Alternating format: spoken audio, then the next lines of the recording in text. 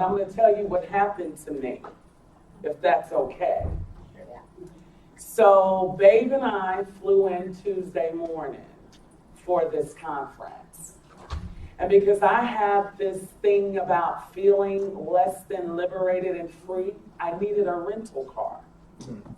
Just in case I wanted to go somewhere or do something. So we went to Thrifty Rental, Thrifty, at the Denver International Airport.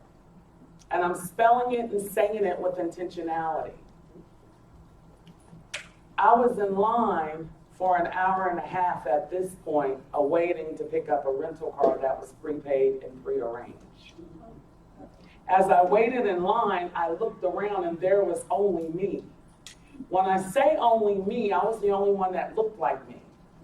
And for those of you who don't know, I'm 5'11". I'm taller than the average man in the world, not just America. I'm aesthetically black. You know that I'm a black woman before you know anything else about me. And I now know that's true after listening to Dr. Del Monte, the brother who was doing all the heavy brain work here at the conference, right? And so what I understood is that the brain is wired in such a way that our perception through the brain registers. And what I also know is we think about what we see, because that's how the brain works. See, I learned that through brain spotting. I've learned more about the brain through brain spotting than I have in school to become a licensed clinician. Amen, Ashe? Anybody know what I'm talking about? Okay. So as I'm in this Thrifty Rental at Denver International Airport Tuesday morning, only one looking like me, but I have an affinity for white men. They're comfortable with me and I'm comfortable with them. So as I'm in line, who am I chit-chatting with, you guys? Got it. At a point, a gentleman came in. He was an elite member that you could get your car express. People were coming in the side door, utilizing their express privilege, and this white gentleman that I fell in love with spoke up and said, "We've been in line more than an hour. Even though that you have express privilege, now is not the time. This becomes first come, first serve." Me, y'all know me, so I turned around, I said, "Ashe, brother." I appreciate your courage. Because truth tellers and social justice proponents require exhortation and support.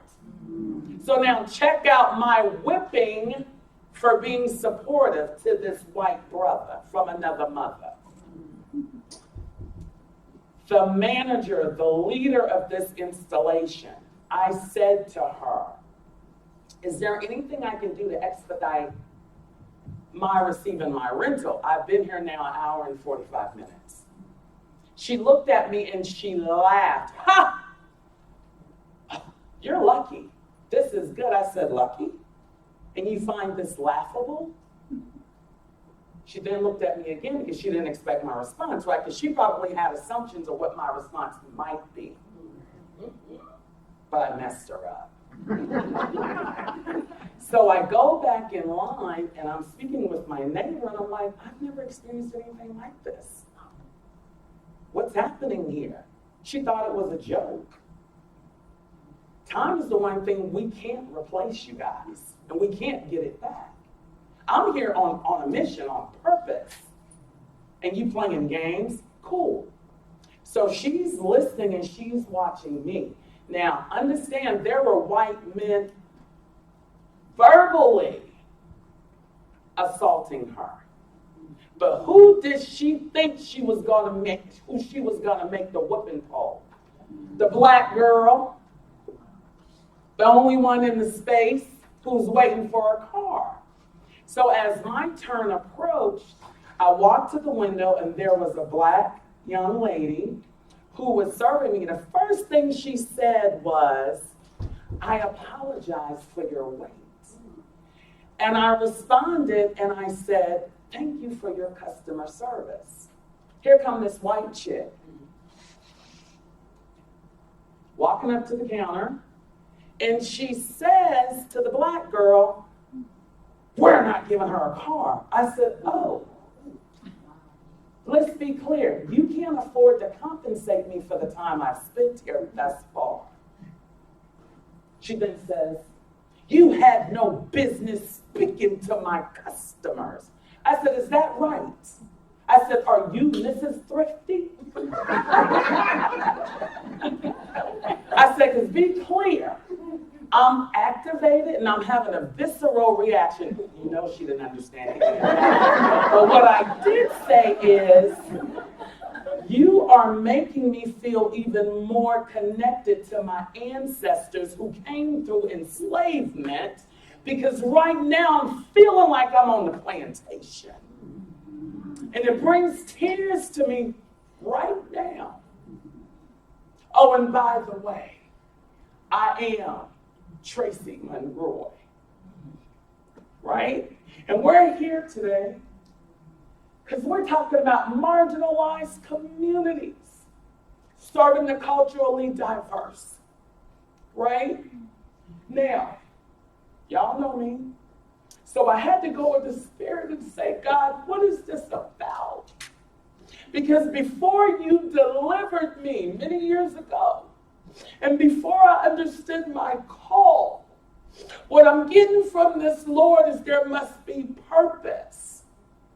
And then it dawned on me. And I said, you brought your black ass here to talk about cultural competence for marginalized communities, and you are the marginalization. So you get to be the example. People don't care about what's on a screen. People don't buy screens. They buy into people. So I'm y'all's people. We're in community together. I don't care if you're Asian, you're black, you're whatever you identify with your social identities. We got work to do, you guys. The people that you see in your office, they're experiencing what I experienced. And because of my social identities, from an intersectionality perspective, I don't see that garbage every day because I'm in a bubble. I'm educated, upper 10% in this nation. I'm upper middle class. I'm married to a Nigerian prince. My normative is Christianity. I'm not anti-Semitic. I ain't Jewish. I ain't Muslim. Right? Because we all have some privilege. But I'm a woman in a patriarchal society. Just know that our pain is attached from most of us to our subordinate identities. Me being black becomes a subordinate identity because the normative is dominant culture. White people, white men in more particular. Y'all with me? Because I did my work, I got the slides, but I got to move with the Spirit. If you don't get nothing else today, I need you to understand that you matter and we have work to do. If you don't get nothing else but awareness today, my job is done. Awareness. Guys, I am who's coming into your office. I am America. And race is not the only piece, guys. It's not. So when we start talking about marginalization, the elderly, ableism, gender, sexuality, socioeconomic, every one of y'all educated. So you're already on the dominant side of educationalism. Are y'all with me? I'm passionate about this stuff. I can't help it. I didn't choose it. It chose me, and I said yes. Just saying, just so you know.